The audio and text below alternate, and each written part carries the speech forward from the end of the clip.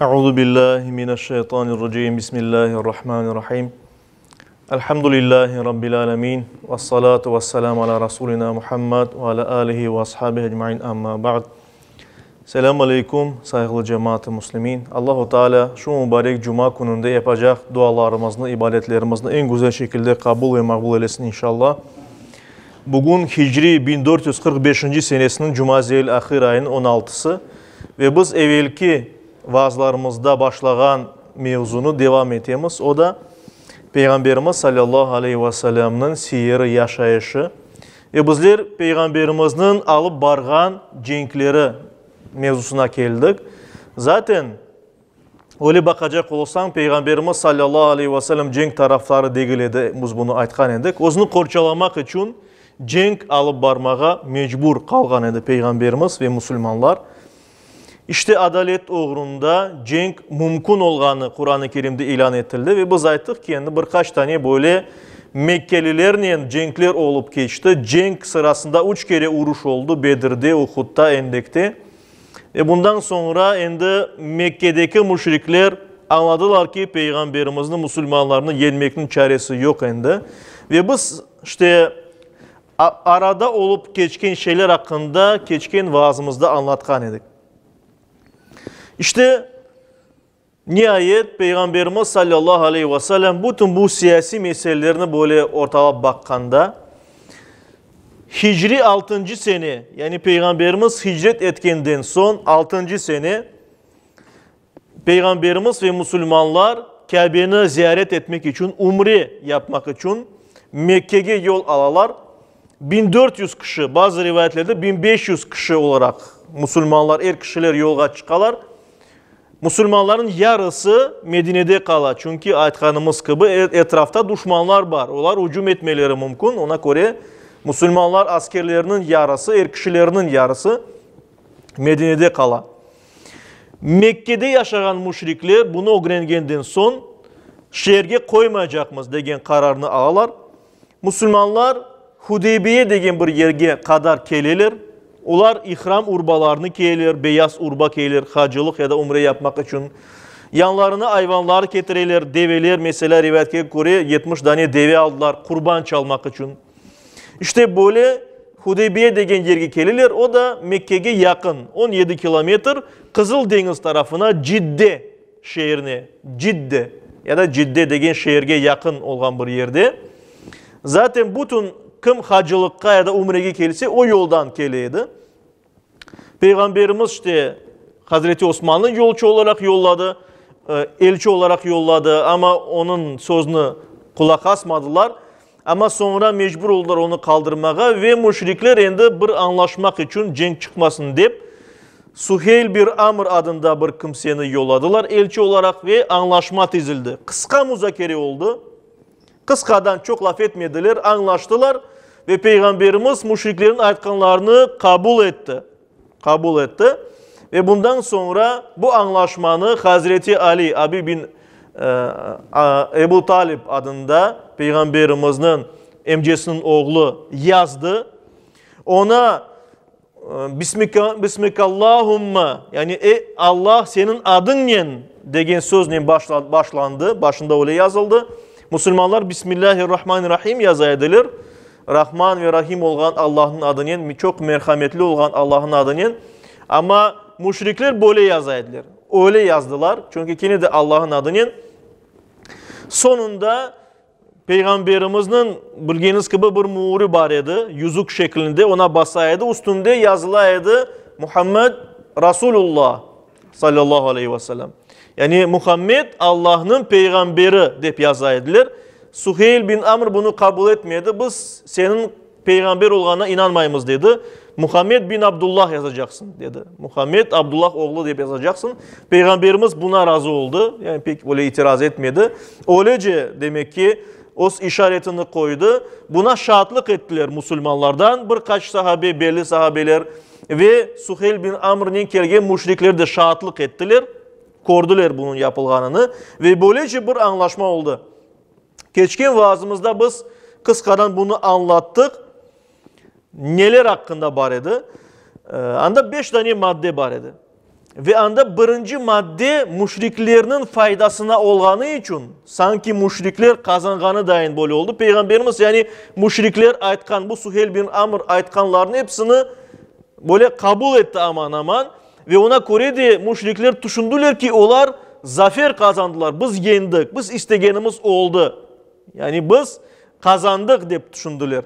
Ve ona göre sevinip demek ki bunu kabul ettiler ve yumuşadılar Müslümanlara nispeten. Ve demek ki anlaşılgan 5 madde böyleydi. Müslümanlar o yıl Mekke'ye girmeyecekler umre yapmak için. Kaytacaklar, gelecek yıl gelecekler umre yapmaya. Ve umre yapkanda da şehirde sadece 3 gün kalacaklar. 3 gün kalgandan sonra gidecekler. Bu birinci madde. İkincisi, Mekke'den bir kimse Peygamberimizin yanına Medine'ye kaçıp gelse, Peygamberimiz onu kaytarmak gerek. Ama Medine'den Müslümanlardan bir kimse kaçıp Mekke'ye gelse, Mekkeli müşrikler onu kaytarmayacaklar. Böyle bir madde. Üçüncüsü, barışıklık 10 yıl devam edecek. Yani 10 yıl ende cenk bir şey olmayacak, barışacaklar. 10 yıl içinde söz verilir, bir yaman hareket yapmayacaklar birbirine karşı. Eğer taraflardan biri bu ittifakka kirmegen bir kabilenin cenke kirse, diğeri karışmayacak. Yani Müslümanlar ya da müşrikler başka kimsenin cenk etseler, başka taraf karışmayacak. Mekke bir kimseye cenke karışsa Müslümanlar karışmayacak. Müslümanlar bir kimsenin cenk yapsa Mekkeliler karışmayacak. Yani tam barışıklık. Peygamberimizin istegeni işte bu idi. İki taraf da buna ilave olarak iki taraf da hakimiyetleri altındaki topraklarını kervanlarının geçişi, hac ve umre için emniyete tutacak. Yani endi demek ki cenk olmaganı için serbest mümkün ticaretle uğraşmağa. Kim istese tacirler işte Müslümanların topraklarından ya da müşriklerin topraklarına istegeni gibi geçecek. Alışveriş yapmak için, ticaret yapmak için ya da hacılıkka varmak için. Yani her şey amanlık içinde, selametlik içinde olacak. Dördüncüsü, diğer Arap kabileleri istegen kimseye koşulacaklar. İstese Müslümanlara, istese Mekke müşriklerine koşulacak. Yani böyle bir ak tanıldı. Ve beşincisi, şu şartlarga taraflarının dışında onların muttafik olan kabileler de uyacak. Kim Müslümanlarla anlaşsa, onlar da bu anlaşmaya uyacaklar. Kim Mekke müşriklerinin beraber olsa, onlar da bu anlaşmaya uyacaklar. Demek ki böyle bir 5 maddeden ibaret olan bir anlaşma oldu, imzalandı, yazıldı ve bundan sonra buna rivayet edildi. Başta bir sahabiler, Hazreti Ömer ve başkaları buna karşı çıktılar. Çünkü onu bir sanki Müslümanların alçak göstergeni dayin düşündüler. Birinciden Bismillahirrahmanirrahim de başlamay. İkinci taraftan Peygamberimiz peygamber olarak anda o muğrunu koyalmay. Muhammed bin Abdullah yazmak gerek. Hem de ne olacak iken eğer Müslüman olan kimseler Mekke'den Medine'ye gelse Müslümanlar onlarını kaytarmak mecbur olacak edilir. Bu anlaşmaya göre. Kim de kim Medine'den geçse ise onlarını kaytarmaya endi mecbur değil edilir Mekkeliler. Ve bu Müslümanlara ağırcarak geldi. Nasıl olup biz Müslümanlarını kaytaracakmız deyip. Yani böyle itiraz sanki karşı çıkanlara dayan oldu ama Peygamberimiz sallallahu aleyhi ve sellem bunu kabul etkenden son herkes sustu. Bir kimse söz aytmadı, indemediler. Peygamberimiz aytkandan son. Yani biz görüyoruz aslında ten olmayan birinci madde var. Yani bu anlaşmanın ten olmayan birinci maddesi var. Müslümanlar gelse onlarını kaytarmak gerekirdi. Buna bu madde var idi. Ama buna bakmadan Peygamberimiz sallallahu aleyhi ve sellem bunu kabul etti. Çünkü bunun aslında Müslümanlar için büyük bir zafer, bir yeniş kazanç olganını Peygamberimiz anlay bileydi ve bunun sahabelerine de yetkizmeye tırıştı. Dedi ki Allahu Teala bizim faydamızga bunu çevirecek.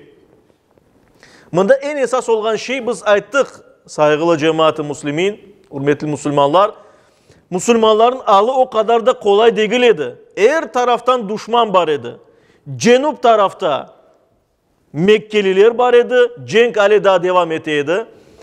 Şimal tarafta Töpe'de var idi Hayber Yahudileri. Bir de Katafan ve Fekhare kabileleri. Onlar her vakit hazır edilir Müslümanlara hücum etmeye.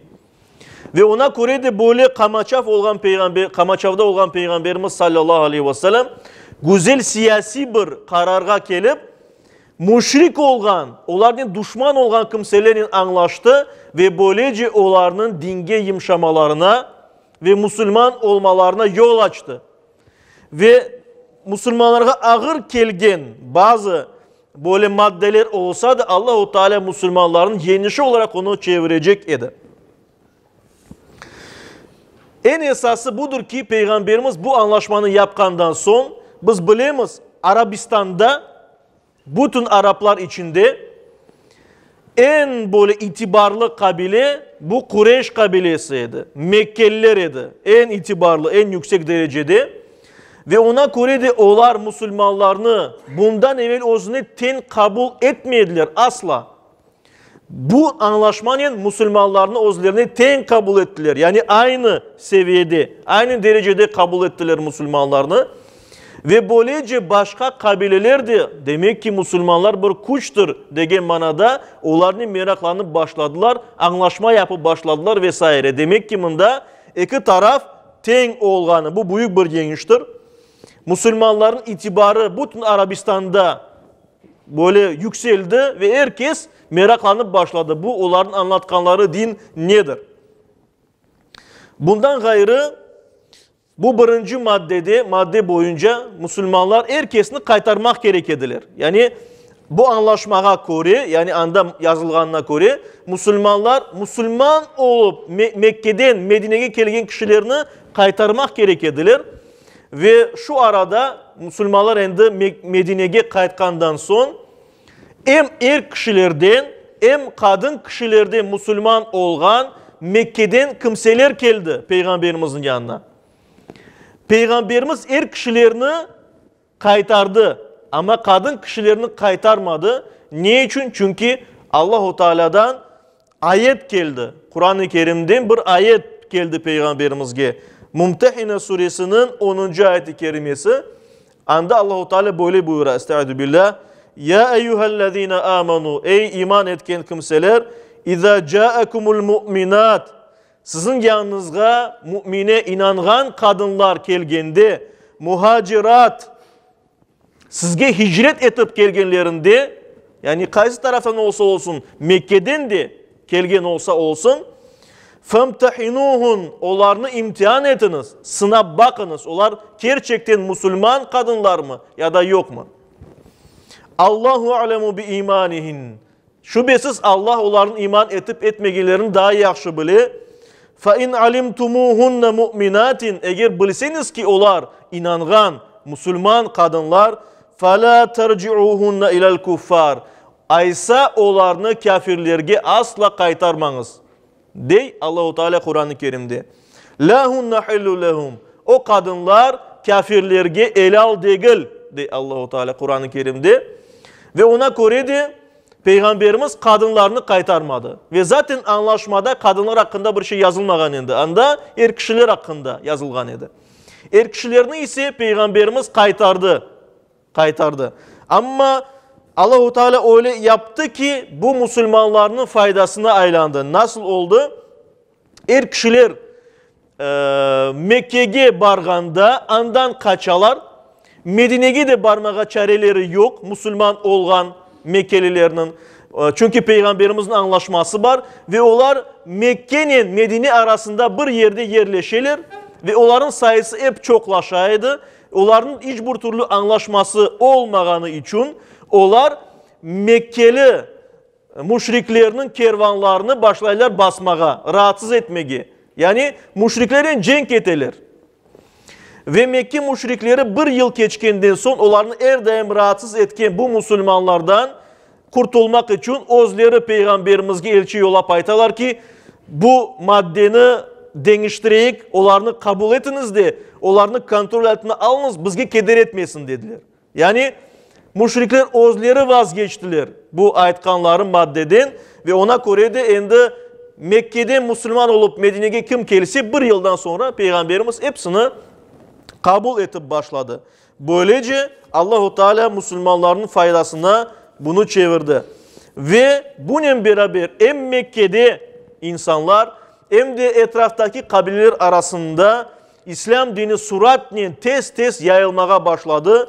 Ve Mekke şehrinde namlı kişiler Müslümanlıkını kabul edip gelip Peygamberimizin yanında yer aldılar. Şu cümleden mesela Halid bin Velid, şu cümleden Amr bin As, şu cümleden başka belli olan, itibarlı olan, pek istidatlı olan ve İslam dinine büyük hizmetler yapan kişiler Peygamberle Müslümanlarla cenk etken ediler. Ama İslam'ın doğru olganını anlagandan son, iman etkenden son Peygamberimizin yanına gelip Müslüman olalar.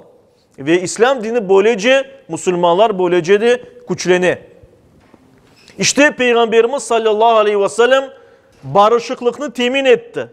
Yani Mekke şehrinin anlaşma yaptı.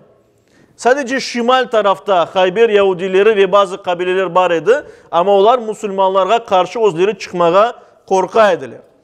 Peygamberimiz ise bilgenimiz gibi sadece başka peygamberler gibi bir halka belli bir vakit için gelmedi. Bizim peygamberimiz son peygamber.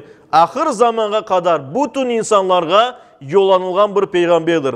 Ve ona göre de bütün insanlara İslam'ın doğru olganını yetkizmek gerekedi. Tebliğ yapmak gerekedi. İşte buna göre de Peygamberimiz sallallahu aleyhi ve sellem Hudeybiye anlaşmasından son buna imkan taptı. Sadece Araplara değil başka kimselerge de İslam dinini tanıtmaya ve ona göre de 6 tane elçi hazırladı ve 6 hükümdarga bu elçinin mektuplarıyla beraber yolladı. Mektuplarını de Peygamberimiz şu hükümdarlarını, padişahlarını İslam dinine davet eteydi. Allah'ın peygamberi olganına, son peygamber olganını bildireydi ve onların İslam dinine çağıraydı. Ve o yüzüğünün, hateminin demek ki anda muğurlegen edi bu mektuplarını. Muhammed Resulullah sallallahu aleyhi ve sellem, Muhammed Allah'ın elçisi degen manada sözünün muğurunun imzalagan edi. İşte 6 yerge mektup yolladı. En büyük devlet var idi o vakit. Bu da Rum. Rum yani Roma İmperiyası, Şark Roma ya da ona Bizans, Bizantiye İmperiyası diye şimdi deyimiz biz ona. Aslında onun adı Rum yani Roma İmperiyası. Ondan sonra büyük başka devlet bu İran devleti, Sasaniler devleti. Çünkü padişahları Sasani soyundan gelgeni için Sasaniler devleti denir ona. Ondan sonra Mısır hükümdarına, Mısır demek ki Bizans'a, Roma'ya bağlıydı ama bayağı müstakil idi. Yani güçlü bir devlet idi. Bundan sonra Habeşistan'a, Umman'a ve Bahreyn'e. Demek ki 6 yerge Peygamberimiz mektuplar yollay. Ve böylece bu mektup yollandığından son zaten Müslümanların yayılmaya başlaganı bir yer olganı için biz ayttık ki Roma İmperiyası yani Bizans, Bizantiye İranlılarını yengen idi. Nineve şehri yanında, Irak topraklarında ve ona göre de İran devletinden birçok bölgeler kopkan idi. Şu cümleden Bahreyn, Yemame ve Umman degen Arabistan'ın böyle memleketleri ayrılgan, ülkeleri ayrılgan idi. Ve onlar özleri indi İslam dinine meyil etmeye başladılar. Peygamberimizin anlaşma etip başladılar ve onlar İslam dinini kabul ettiler. Onların hükümdarları, padişahları. İşte Umman ve Bahreyn İslam dinine kireler Peygamberimizge tabi olalar. Habeşistan memleketine gelgende bilginiz gibi anda Hristiyanlık idi.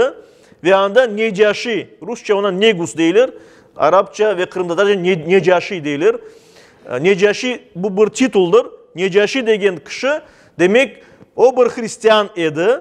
Ama İslam'a da böyle pek yakın olganı rivayet etili. bazı rivayetlerge göre o da İslam dinini kabul etti. Ama mahiyetini etraftaki olan insanlarına bunu kabul ettirip olamadı. Zaten çok kabarmadan yakın arada Necaşi vefat etti ve Peygamberimiz cenazesi yapkanı hakkında rivayetler var.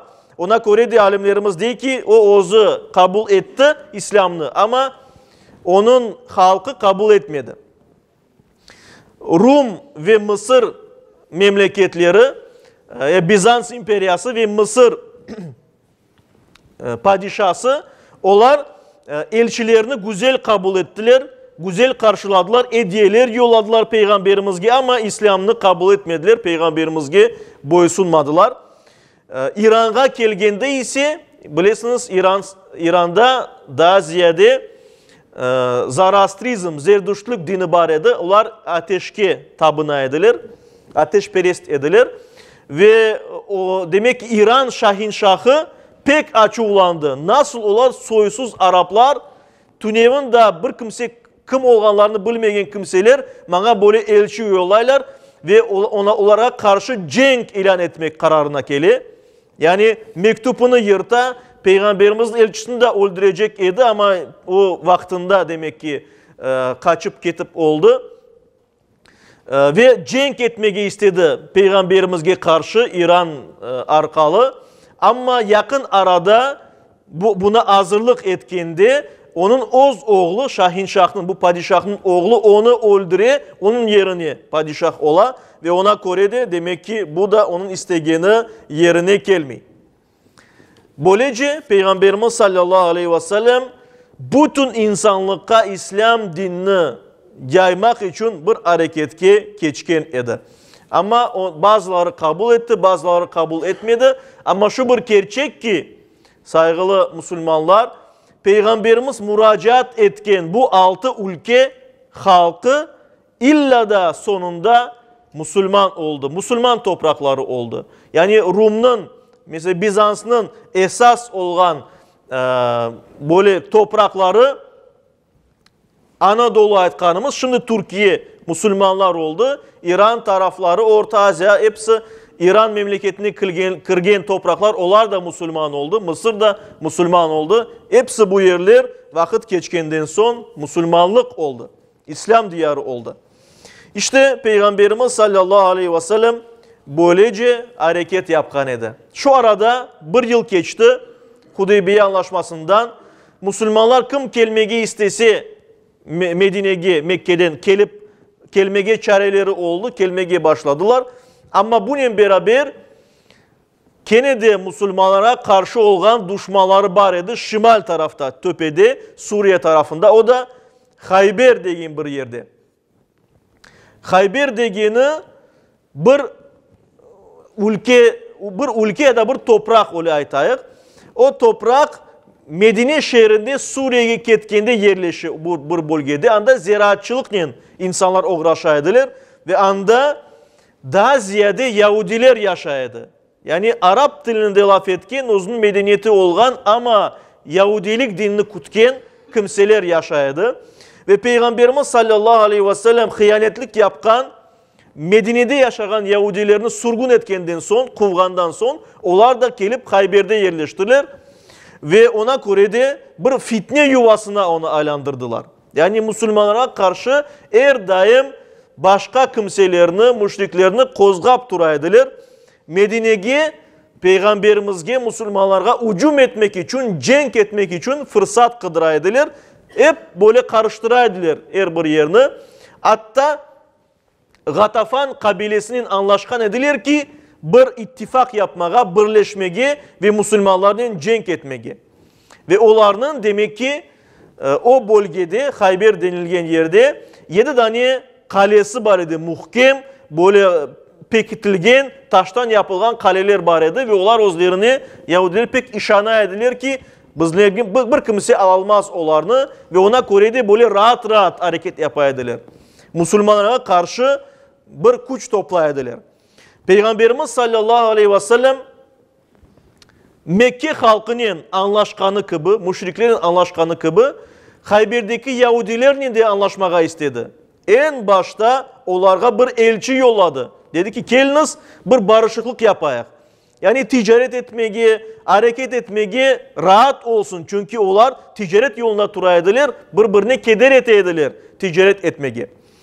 Ve Yahudiler ise bunu kabul etmediler ve Müslümanların kervanlarına ucum eteydiler ve her daim böyle fitne yapmaya devam eteydiler.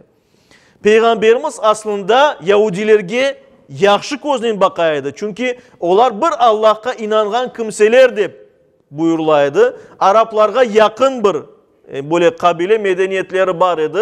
Dinleri Müslümanlarga yakın idi. Bir Allah'a inanç degenimiz gibi. Ve bununla beraber Kur'an-ı Kerim'de çok Yahudi peygamberler hakkında buyurula. Misaller getirildi. Ona göre de onlar Allah-u Teala tarafından doğru yolga getirilgen bir halk olarak tarif edildi ama sonra yollarını şaşırdılar elbet. Kur'an-ı Kerim'de bunun hakkında aytılar. Ona göre peygamberimiz onların cenk etmeyi istemeydi. Barışıklık ne? Yaxşılık ne? Çözmeyi isteydi bir şeyini. Ve ama Hayber'de yaşayan Yahudiler bunu kabul etmediler. Açıvları pek büyük idi çünkü onlar Medine şehrinden çıktılar gittiler. Hıyanetlik yapkan olsalar da peygamberimiz onların boyunlarını vurmadı. Surgun etti, çıkardı Medine'den. Ve onlar Müslümanlara pek açıvlı ediler. Ve açıvlarının sebebi bir başkaydı. Çünkü onlar Yahudiler Aleda bilgenimiz gibi son peygamberini Mehdi'ni bekleyler Aleda. Peygamberimizini, İsa peygamberini kabul etmediler. Muhammed peygamberini kabul etmediler son peygamberinin. Ve Aleda bir peygamberini bekleyler. Onların demek ki dünya üzeri hakim edeceği bir peygamberini. Ve ona göre de Müslümanlara açıklı edilir. Kabul etmeyi istemediler. Şu sebepten yok deyip aytılar, barışmayacakmız deyler ve cenk edeceklerini demek ki bildirediler. Buna göre de Peygamberimiz sallallahu aleyhi ve sellem bu meseleyi çözmek için bir ordu topladı. Müslümanların yarısını aldı. 1600 kişinin Hicri 7. senesi, miladi 628. senesi, hicretten 7. sene bilgenimiz 628. sene ola bilgenimiz takvimge göre. Hayber'ge doğru seferge çıka. Doğru anda keti ordusunun Müslümanların hepsini alma yanına. Niye için? Çünkü başka düşmanlar da var. O Gatafan kabilesi var. Fakhariye kabilesi var. Başka güçler var. Belki de hücum ederler. Yarısını Medine'de kaldıra, yarısının Hayber'ge keti. 3 günde onlar Hayber'ge gelip yeteler. Medine şehrinden. Yahudiler ise onlara karşı yani beklemediler Müslümanların böyle geleceğini. Onun için o kalelerine sığınalar, kalelerine kireler, saklanalar ve beklerler. Endi öyle amalık içindeler. Sanki Müslümanlar onlara bir şey yapılmayacak degen öyle hareket ettiler. İşte bundan sonra olacakları hakkında gelecek vaazlarımızda Allah nasip etse anlatırız. Yüce Rabbimiz her birimizge Allah'ın doğru yolunda olmağa, Peygamberimizin hayatını öğrenmeye, Peygamberimiz gibi olmağa nasip eylesin. Amin. Bi rahmetike ya rahman rahmin.